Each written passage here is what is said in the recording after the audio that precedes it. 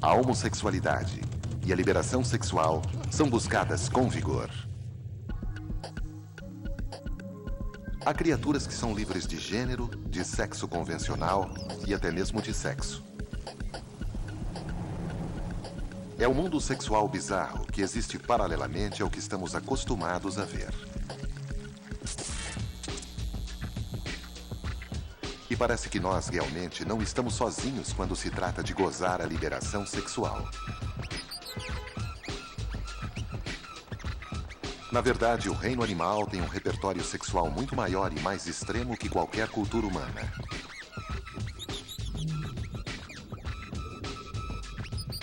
Bem-vindos à liberdade sexual total, desinibida e livre de críticas. Parece não haver tabus universais no reino animal. A natureza também parece estar repleta de pioneiros sexuais. Parece que se algo for fisicamente possível, há um animal que irá fazê-lo. Tudo é comum na natureza. Da transexualidade à mudança de sexo e reprodução assexuada, e parece até mesmo haver espaço para monogamia. Mas por mais bizarro que o comportamento sexual seja, provavelmente há uma razão para ele. Na natureza, o sexo não é barato. O acasalamento consome energia e pode deixar o indivíduo vulnerável a ataques. O sexo é uma força evolucionária poderosa. Sem ele, onde estaríamos? Para a maioria, o sexo pode simplesmente ser a melhor forma de se produzir crias, mas há algumas práticas sexuais que não levam à concepção. A homossexualidade, por exemplo. Os humanos não são, de maneira alguma, os únicos seres que descobriram o sexo com o mesmo sexo. Na natureza, o homossexualismo é difundido. E na maioria dos casos, os animais homossexuais parecem sofrer muito pouca hostilidade. A resposta é positiva. De fato, em certas espécies, a homossexualidade é mais comum entre os indivíduos de status. O reino animal certamente não é exclusivamente heterossexual. Sabe-se agora que mais de 400 espécies em todos os grupos animais e em todo o mundo são adeptas do homossexualismo. E algumas delas podem deixá-los surpresos. Quem imaginaria que o todo-poderoso rei das feras geralmente leva uma vida dupla? Os leões machos fazem sexo entre si até encontrarem um bando em que haja fêmeas.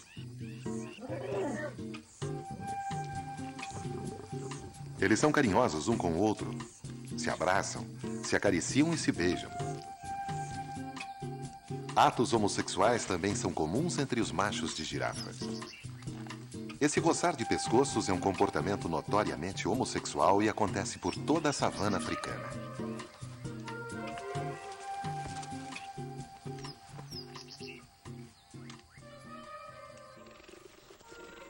Muitos guepardos machos são adeptos do homossexualismo. Esses comportamentos homossexuais geralmente parecem mais carinhosos e até mesmo mais inventivos que os heterossexuais. Os orangotangos são extremamente habilidosos. Eles conseguem retrair o pênis a fim de criar uma cavidade que possa ser penetrada por outros machos. A penetração anal total ocorre com menos frequência, mas uma das espécies que se especializaram nessa arte foi o macaco rhesus. E o carneiro selvagem das montanhas rochosas. Não são só os machos que fazem sexo com o mesmo sexo. No mundo animal, há muitos casais de fêmeas em uniões duradouras. Nessas parcerias, elas constroem lares e criam filhotes sem ajuda alguma de machos e vivem felizes.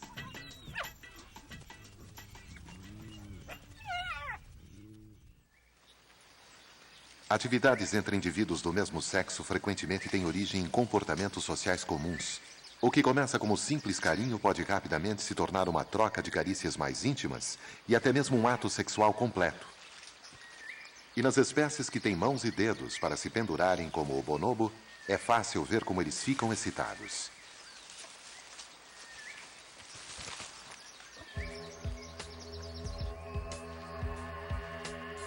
A homossexualidade dos animais não tem uma explicação definitiva.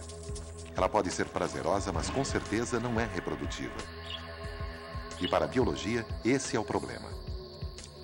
Sempre fomos levados a acreditar que a reprodução ou legado genético, chame como quiserem, é o fim supremo da existência biológica. Por que os animais fazem sexo se não pelo propósito de se criar nova vida? Qual é o valor evolucionário da homossexualidade? Pode ser para ajudar a perpetuar as espécies, aperfeiçoando as habilidades de acasalamento do indivíduo, ou para regular o crescimento populacional, fornecendo uma válvula de escape sexual não reprodutiva crucial. Além de oferecer um exercício útil, até que a experiência verdadeira aconteça, ela pode até mesmo fornecer uma alternativa valiosa para aqueles que não conseguem encontrar um parceiro do sexo oposto. A homossexualidade não é o único comportamento sexual que não é reprodutivo, ainda há mais. A masturbação, por exemplo. Os animais parecem apreciar o sexo e, se o impulso surge, eles se viram quando estão sozinhos. A masturbação pode dar prazer, mas qual a sua verdadeira função? Acredita-se que os machos jovens de iguana marinha usam-na para chegarem o mais perto possível do orgasmo, para que quando realmente acasalarem, tenham mais chances de deixar seu esperma dentro da fêmea. Mas a masturbação é principalmente uma forma de prazer, e há muitas formas de fazê-la. Os leões usam as patas. Os morcegos vampiros os pés. As morsas contam com as nadadeiras. E os cervos machos têm satisfação sexual esfregando os chifres nas árvores. Mas, mais uma vez, os bonobos são os mais notáveis. Eles deram uma nova dimensão ao uso de ferramentas. As fêmeas realmente fazem consolos. Galhos cuidadosamente escolhidos são comuns. A saliva fornece o lubrificante. Folhas com talos fortes também são usadas. A ponta é introduzida e o que fica para fora é movido para frente e para trás. A natureza sempre fornece tudo.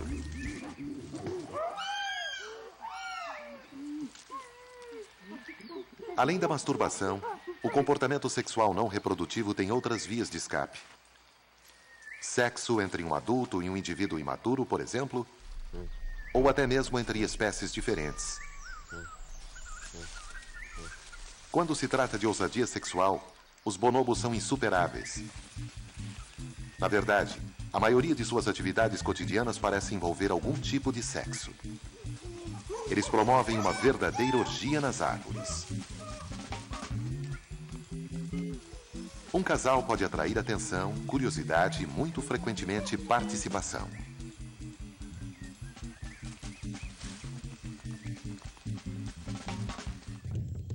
A seguir, vamos mostrar como é possível se reproduzir sem fazer sexo e descobrir como as fêmeas lésbicas de uma espécie de lagarto se reproduzem. Voltaremos a... Os golfinhos têm muito desejo sexual e gênero não é barreira para eles. As nadadeiras dos golfinhos parecem estimuladores sexuais perfeitos se usadas no lugar certo. E os machos de golfinhos de rio, ou botos, são conhecidos por introduzirem seu pênis no espiráculo no topo da cabeça de um amigo. É tudo sexo e parece divertido. Afinal, quem disse que o sexo precisa ser só para fins reprodutivos? Embora o comportamento sexual seja fundamental à concepção, ele nem sempre é necessário. Que entrem os clones. Mas será preciso um microscópio e não um telescópio para vê-los. Algumas formas de vida mais básicas são, na verdade, as mais bizarras sexualmente falando. A reprodução assexuada chama-se clonagem. É fascinante, mas com certeza nada do outro mundo. Na verdade, bilhões de organismos fazem isso todos os dias. Tudo, de morangueiros e esponjas, a hidras e anêmonas. E acreditem se quiserem, os mamíferos também. Tecnicamente, eles também podem se reproduzir por clonagem, porque se um embrião se divide em dois no começo de seu desenvolvimento, o resultado é um par de clones. Nós os chamamos de gêmeos. Mas é entre as formas de vida mais simples que a clonagem atinge seu ápice assexual. É aí que as coisas começam a ficar realmente estranhas. Essas são algas verdes do gênero Volvox, uma das mais belas formas de vida microscópica. As colônias de células verdes que são vistas em tanques de jardins, como algas, são na verdade agrupamentos de organismos unicelulares que vivem em colônias que se reproduzem por clonagem. As partes amarelas são as crias, e todas são fêmeas, portanto, elas criam o que é conhecido como colônia filha. Elas se formam no equador da esfera, dividindo-se até que haja filhas o suficiente para criar uma esfera completamente nova. As Volvox foram chamadas de uma das 7 maravilhas do mundo microscópico. Mas são apenas um exemplo. Há outras estratégias reprodutivas ainda mais extraordinárias. Para nós pode parecer impossível separar a reprodução do sexo, mas nossa biologia reprodutiva é apenas uma plataforma para o tipo mais incrível de sexo que a maioria de nós jamais verá.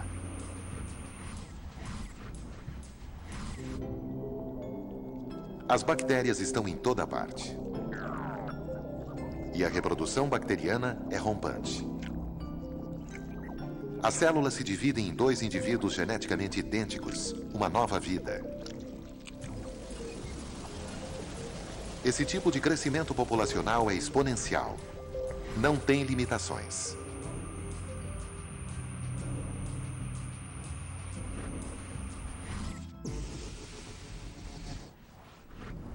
É impressionante e ainda nem chegamos ao sexo. Para as bactérias, reprodução é reprodução e sexo é sexo. Elas fazem os dois, só que não ao mesmo tempo.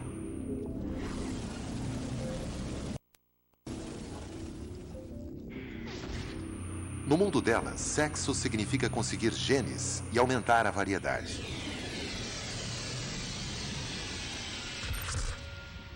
Elas fazem isso coletando material genético de todos os tipos de lugares. Parte é DNA solto disperso no ambiente ou coletado de vírus que passam. Mas há algo chocante em sua vida sexual. As bactérias também se entregam à bestialidade. Quando pegam material genético de bactérias que pertencem a outro grupo, estão, na verdade, fazendo sexo com outra espécie. Mas apesar de o sexo não estar limitado à reprodução, e de a reprodução nem sempre exigir o sexo, ainda há revelações mais chocantes à frente. Esta, por exemplo, os machos são desnecessários. Acreditem se quiserem, algumas espécies podem se reproduzir sem ele, mas não sem ela. É um fato brutal, mas sexualmente falando, os machos são supérfluos. Basta ver quantas espécies mantêm um número de machos mínimo, apenas o suficiente para terem esperma. Em algumas espécies de lagarto-taiu, o macho foi completamente descartado.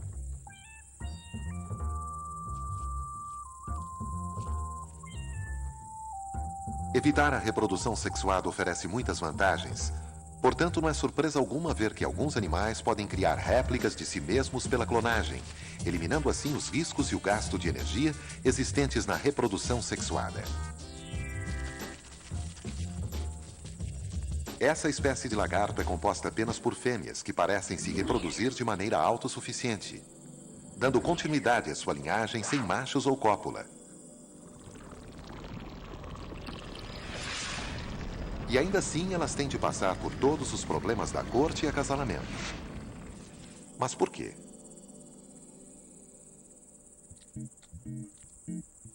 Essas fêmeas ainda precisam encenar o sexo a fim de liberarem hormônios imprescindíveis. Então, elas apenas fazem os movimentos.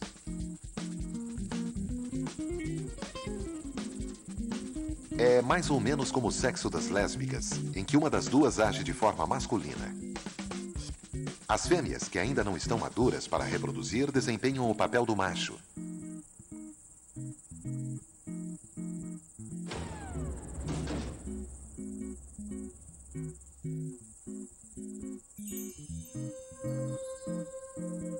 Quando encontram uma fêmea disposta, montam nela e imitam a cópula.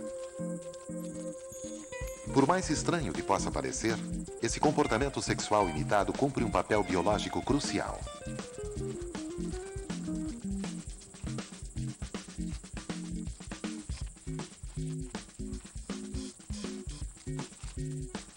Então, embora não exista mais papel algum para os machos nessa espécie, parece que o sistema hormonal das fêmeas ainda está instintivamente ligado a certos comportamentos sexuais.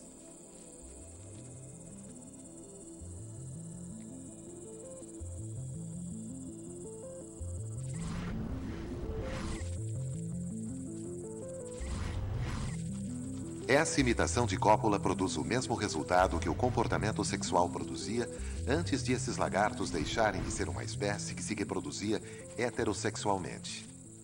Para esses lagartos, a reprodução ainda começa com a estimulação sexual, esfregando a genitália.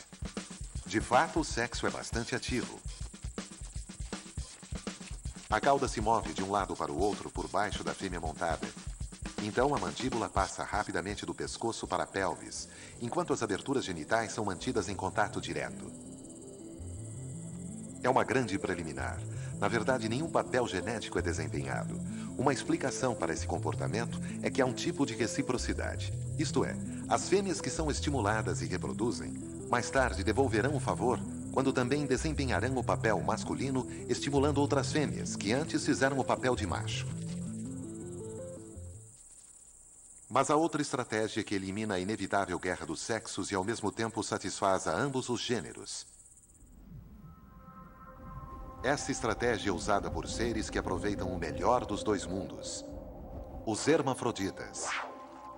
Bissexuais supremos, eles carregam a bainha para a espada, o yin para o yang, e o fundo do mar é um campo fértil para a ação hermafrodita. Essa é uma lebre do mar. Nome estranho, criatura estranha, hábitos sexuais estranhos. Para nós, talvez, no entanto, as lebres do mar são moluscos e entre eles é muito normal estar em contato com seus lados feminino e masculino ao mesmo tempo. As lebres do mar possuem órgãos genitais completamente funcionais de ambos os sexos. Mas por quê? Que vantagens essa dualidade sexual propicia?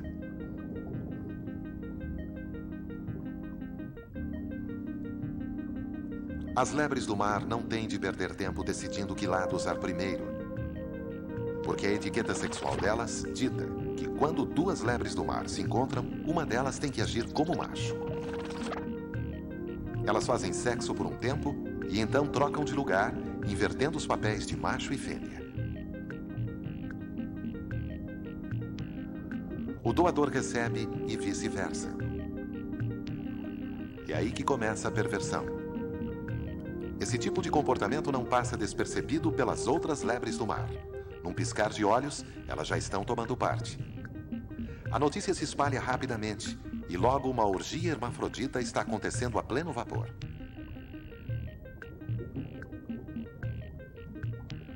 Outras lebres do mar não param de aparecer e de se juntar à festa. E a verdadeira vantagem de se ter os órgãos sexuais de ambos os sexos é apreciada ao máximo. É tudo uma questão de dar e receber.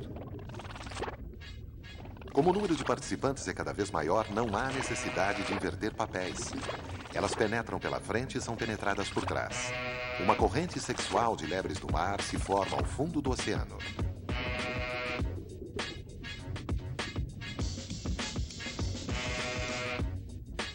E então a festa pega fogo de vez. Como a primeira da fila sempre age como macho e a última como fêmea, elas também se juntam e fecham o círculo. A orgia continua por dias. As lebres do mar têm uma resistência sexual invejável. E essa energia sexual é complementada por um nível de fertilidade incrível. Uma lebre do mar pode pôr milhões de ovos, garantindo que o solo oceânico sempre balance a música da orgia dos moluscos.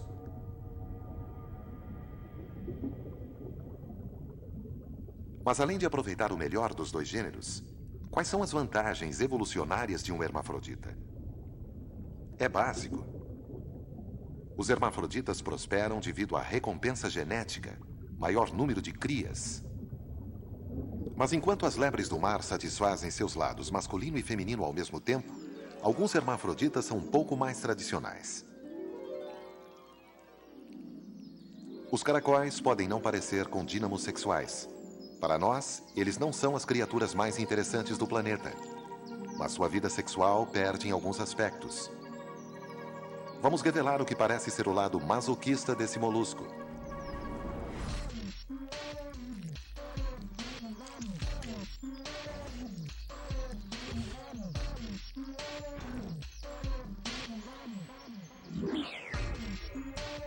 Os caracóis, geralmente, são pequenas criaturas independentes que carregam a casa nas costas, mas em seu interior há um conjunto completo de órgãos sexuais masculinos e femininos. São hermafroditas simultâneos.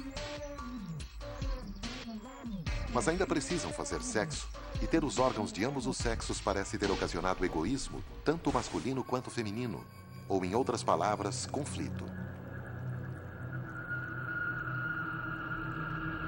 No entanto, muitas espécies de caracóis desenvolveram uma solução engenhosa para esse conflito. Eles estabeleceram uma certa etiqueta que dá um significado novo ao termo arma sexual. Eles possuem a verdadeira flecha de Cupido, um dardo do amor. Quando dois caracóis com desejo sexual se encontram, as coisas ficam medievais.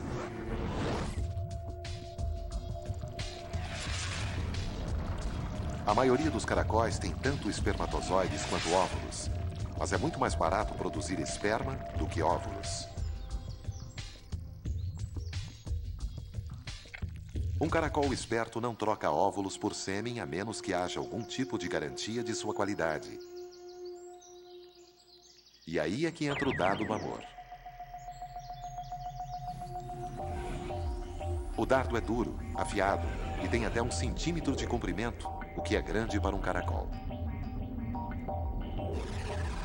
De design complicado, espiralados ou com pontas múltiplas para perfurar a pele, eles são feitos de carbonato de cálcio, o principal componente das conchas dos caracóis. Portanto, eles são um sinal de saúde.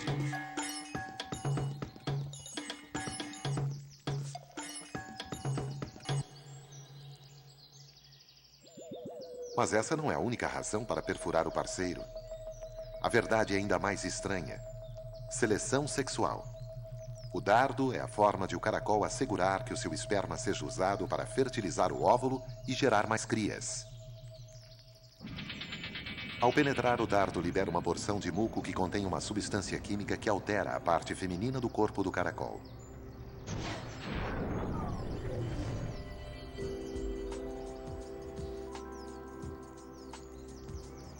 Alargando a passagem para a câmara reprodutiva, ele aumenta as chances de que o esperma que entrar seja guardado para o futuro, em vez de ser enviado diretamente para a câmara digestora de esperma.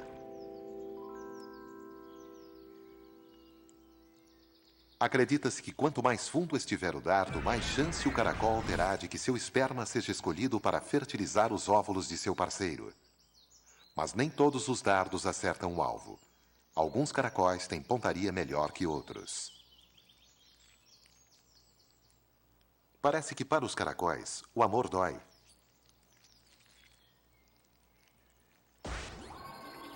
O sexo dos caracóis é obviamente muito lento, porém surpreendentemente sádico.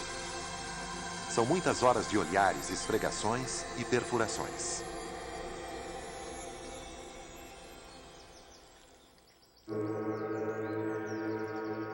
Então, os papéis de macho e de fêmea continuam a existir até mesmo nas espécies de um só sexo e nas hermafroditas. Mas em outras espécies, em que há machos e fêmeas, os papéis sexuais podem às vezes ser invertidos. A seguir assistiremos à orgia das serpentes travestis. E veremos o Nemo da vida real fazer uma mudança de sexo. Voltaremos a seguir com Vida Selvagem. Durante o inverno, as cobras Garter hibernam em fendas nas rochas e cavernas, esperando pela chegada da primavera.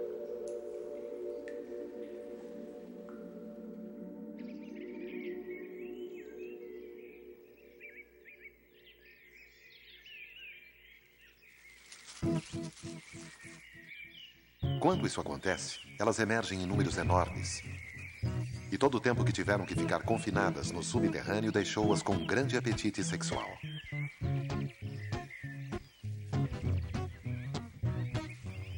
A primavera está no ar. E as cobras imediatamente começam a fazer sexo.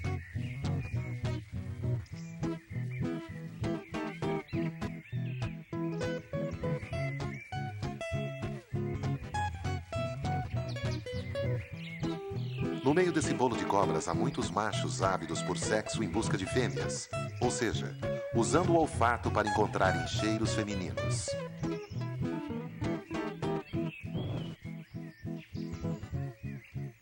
98% dessas cobras são machos. Então, como conseguem encontrar as fêmeas no meio de toda essa confusão? O tamanho é uma maneira. As fêmeas são maiores que os machos.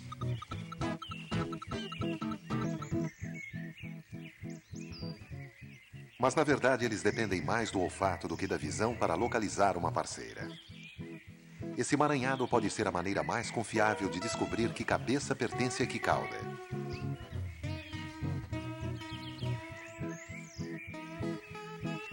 E em meio a esse monte de corpos se contorcendo, eles começam a captar o odor revelador das fêmeas. Quando uma fêmea finalmente é encontrada, ela rapidamente se torna o centro das atenções e logo é soterrada por uma multidão de cobras. Uma centena de machos super excitados tenta fazer sexo com ela. Mas apenas um deles terá essa sorte. No entanto, as aparências, isto é, os cheiros, podem enganar, e a verdade sobre o sexo das cobras Garter é muito chocante.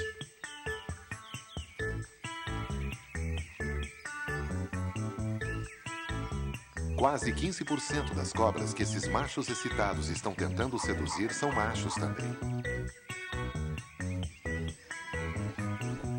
O olfato os enganou? Ou há algo suspeito acontecendo? São fêmeas no cheiro somente. Por baixo do perfume forte são todos machos. Essa fraude é uma estratégia sexual inteligente. No caos do acasalamento, o odor feminino que eles exalam desvia a atenção dos machos rivais, levando-os a um beco sem saída. À medida que a excitação aumenta, as coisas ficam mais confusas. Mas o disfarce é tão bom que onde os travestis operam, as fêmeas verdadeiras são ignoradas.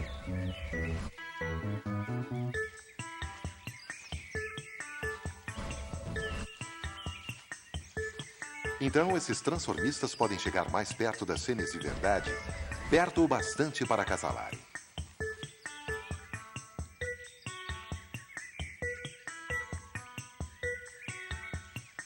Eles copulam sem parar.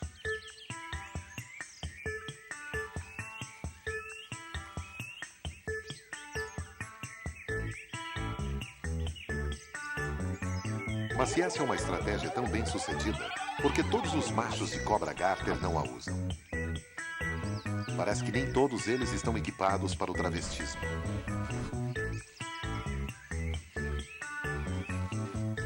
Para manter a ilusão, um travesti é forçado a gastar tempo valioso se defendendo de hordas de machos superexcitados. E ser coberto por uma gangue sedenta de sexo pode ser exaustivo.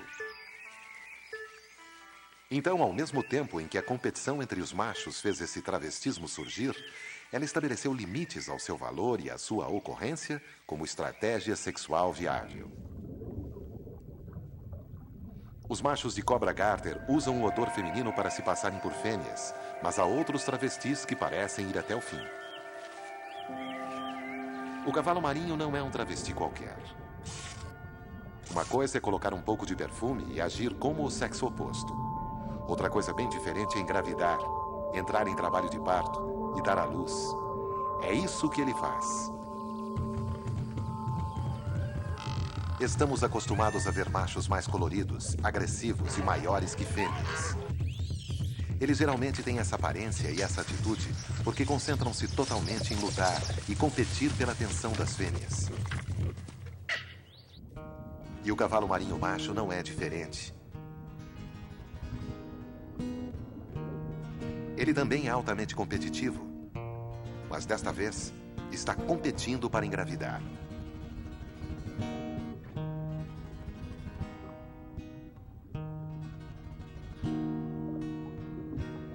Quando dois cavalos marinhos com desejo sexual se encontram, eles galopam para as plantas marinhas, onde passam horas girando lentamente, mudando de cor e trocando olhares um com o outro.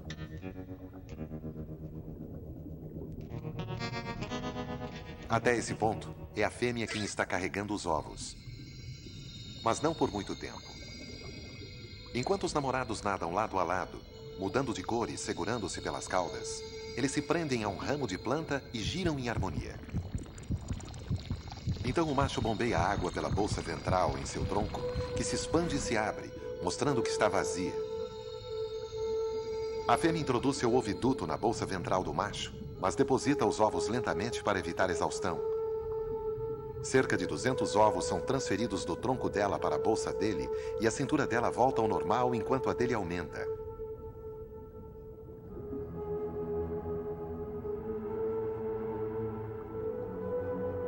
Quando o processo é concluído, ele nada para uma planta próxima e, com sua cauda preênsil, segura-se e espera que as coisas aconteçam.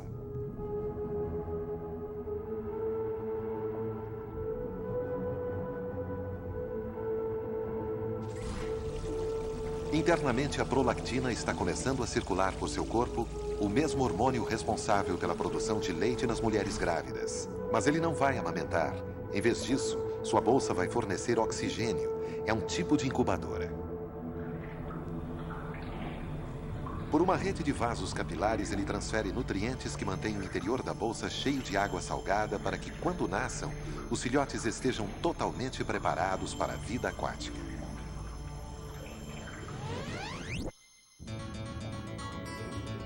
Apesar de não desempenhar nenhum papel ativo, a fêmea continua a fazer visitas regulares ao macho durante a sua gravidez. Ela volta para o que parece ser mais namoro. Mais uma vez eles mudam de cor, giram em torno de folhas e finalmente passeiam, segurando-se pelas caudas. Então ela se afasta até a manhã seguinte. Ele volta para sugar o alimento com seu focinho tubular. Por que a fêmea faz essas visitas diárias ao macho em vez de viver ao lado dele ainda é um mistério. Mas depois de transferir os ovos a ele, ela não o ajuda mais. É o macho quem tem toda a responsabilidade de fertilizar os ovos e carregá-los até que se desenvolvam.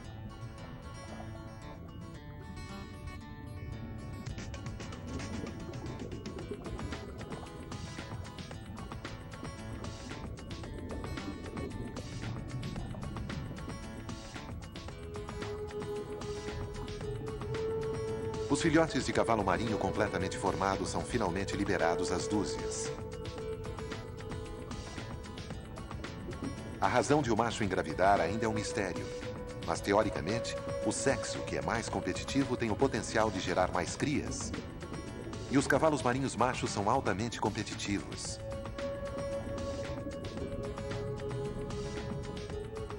Quando se trata de filhotes, esses machos mães têm um recorde impressionante. Sabe-se que um indivíduo teve mais de 1.500 de uma só vez. Apesar da gravidez, o macho de cavalo marinho, rigorosamente falando, não é um travesti. As fêmeas não dão à luz, portanto, ele não as imita. No entanto, esse extraordinário modo de vida alternativo é uma fascinante imagem invertida do nosso próprio mundo reprodutivo.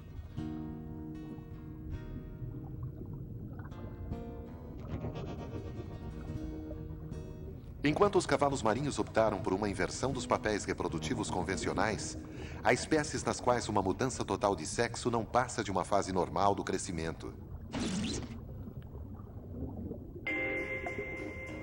Os altamente seguros tentáculos venenosos das anêmonas são o lar dos famosos peixes palhaços.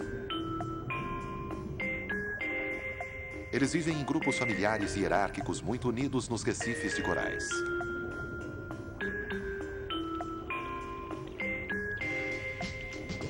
São familiares a mergulhadores, além de ser também astros famosos do cinema.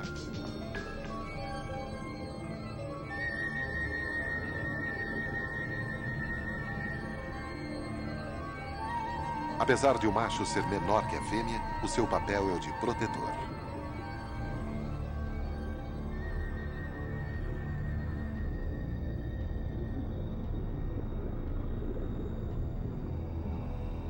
Mas por melhores que sejam as suas habilidades defensivas, ele não pode evitar isso.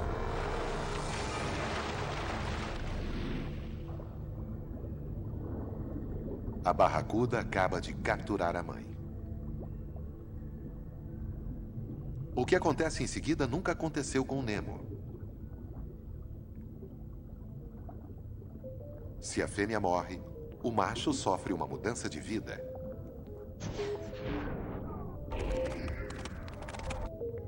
Seus órgãos sexuais param de funcionar e células ovarianas anteriormente dormentes dentro de seu corpo começam a produzir ovos.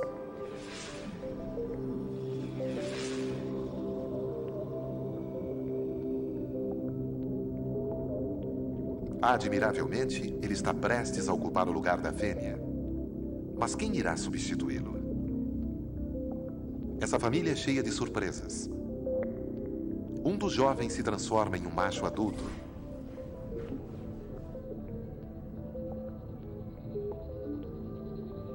Ele cresce exatamente 20 centímetros. E a mesma coisa acontece com o resto da família.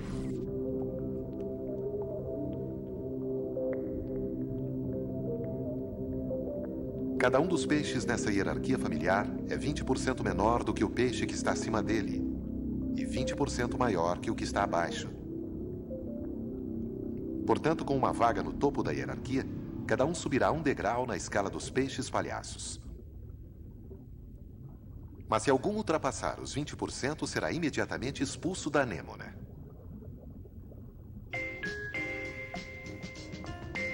Assim, a estrutura sexual do grupo permanece constante e não se perde tempo com acasalamentos. Os peixes palhaços podem mudar de sexo para preencherem uma vaga, o que é extraordinário. Mas algumas formas de vida têm ainda mais liberdade sexual. Os frutos de certas figueiras ficam infestados de insetos parasitas de poucos milímetros de comprimento chamados tripses.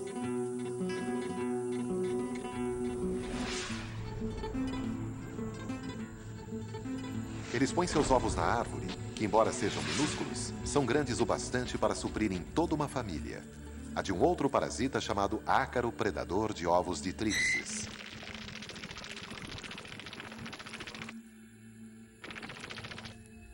E seu comportamento sexual é realmente bizarro.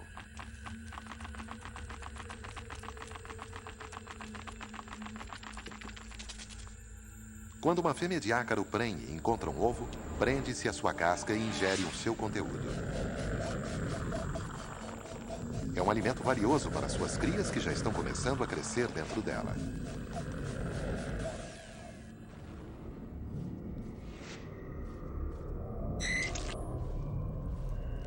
O primeiro a eclodir é o macho. E é aí que as coisas começam a ficar realmente estranhas. Dentro do útero da mãe, ele insemina todas as irmãs.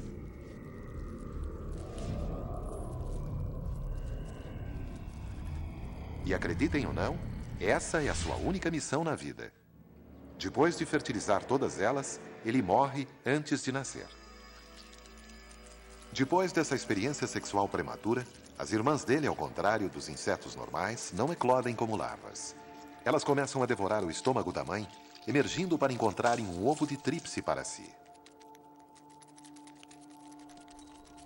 E o processo começa novamente.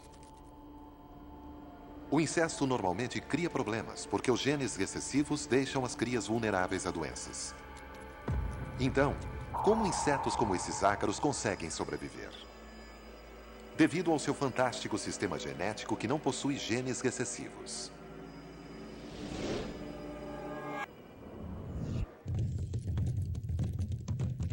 Depois do intervalo, o programa chega a um clímax chocante ao explorarmos o que pode ser o maior desvio sexual de todos. Voltaremos a seguir com Vida Selvagem no Netinho. Na natureza, vimos que não há regras que limitem os sexos a machos e fêmeas, ou que predeterminem seus papéis sexuais. Há espécies em que os machos podem se tornar fêmeas, algumas em que não há macho algum, e outras cujas criaturas podem ser ambos ao mesmo tempo.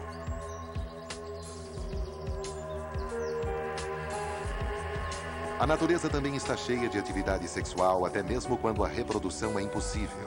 Homossexualidade, masturbação, sexo fora do cio e com animais imaturos.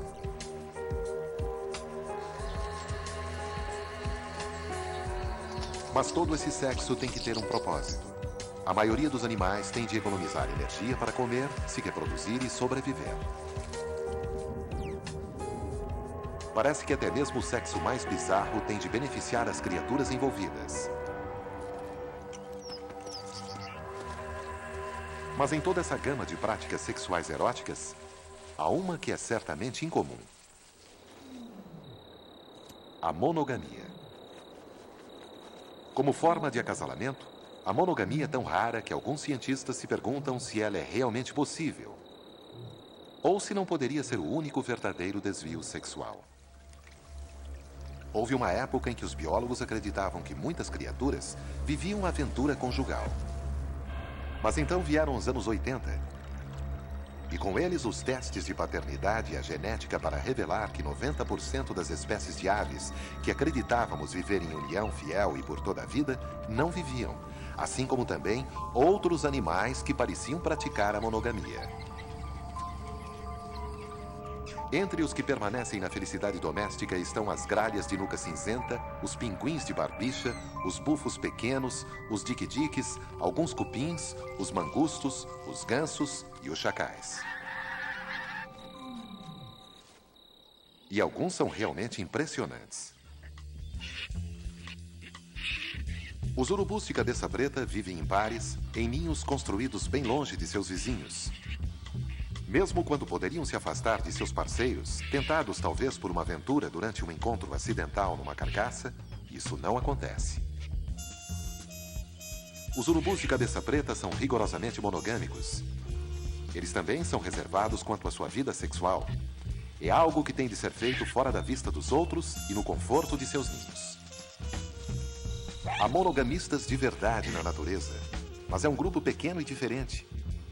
E eles parecem ter pouco em comum, além da fidelidade.